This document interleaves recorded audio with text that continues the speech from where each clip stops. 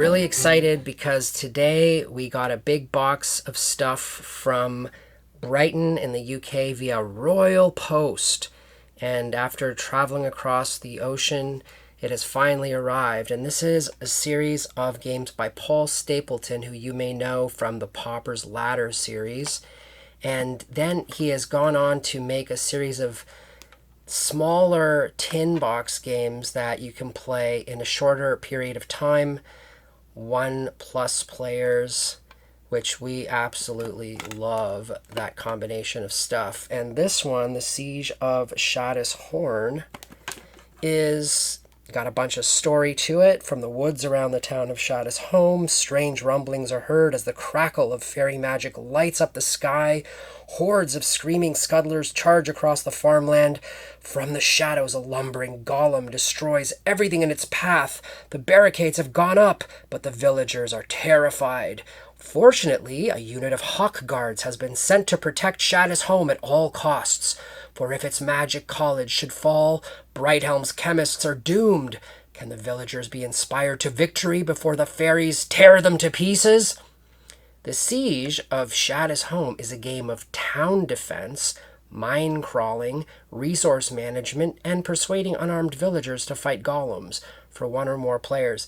Well, if that isn't a combination of mechanisms that we love. So, let's take a quick look inside this box. All right, looking inside here, we have a set of standard 2 times 6-sided dice, some beautifully colored tokens, wooden tokens, and a rule book, which is very small in size.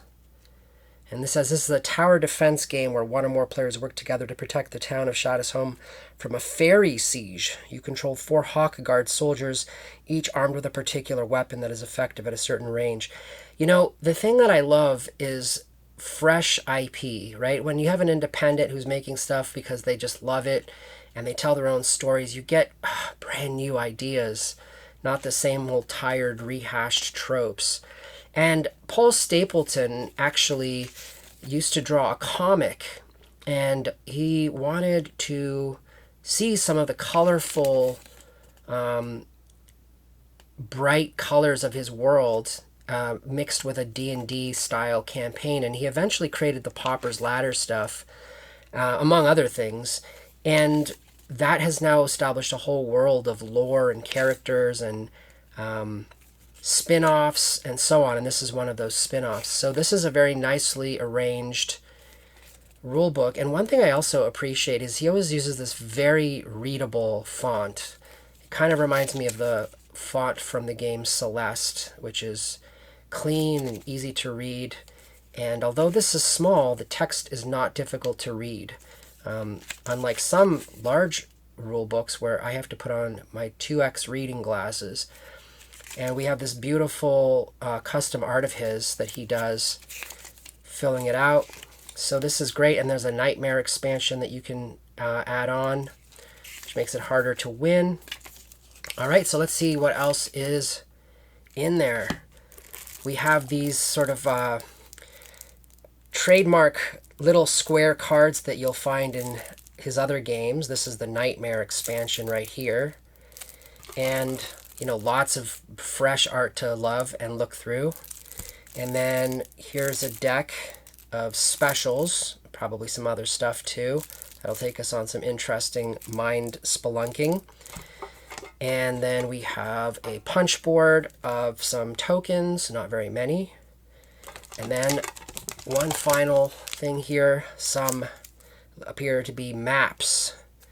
And let's just take a quick peek inside. What do we got in here? Oh, look at all this yummy gaming goodness. Wow. Wow, so much variety, so much color, locations, and events, and we won't spoil those. But yeah, so that is the Siege of Shaddis Horne. I can't wait to look at this one. We'll do a playthrough, and we're also going to look at later on some of the other stuff that we got, like the Crows of Coppershell Bay, another tiny tin tale. And then we got this big upgrade box for the original Paupers Ladder, which is really cheap, actually. If you own the original, they did such a cool thing and made this really affordable to get an upgrade. But we'll talk about all that later, and thank you for watching. Let's head down to the tabletop and bring your meat and watch the slop. 'Cause whether you're a soloist, a dev, or a tester, you're bound to find the booty at Tabletop Quester.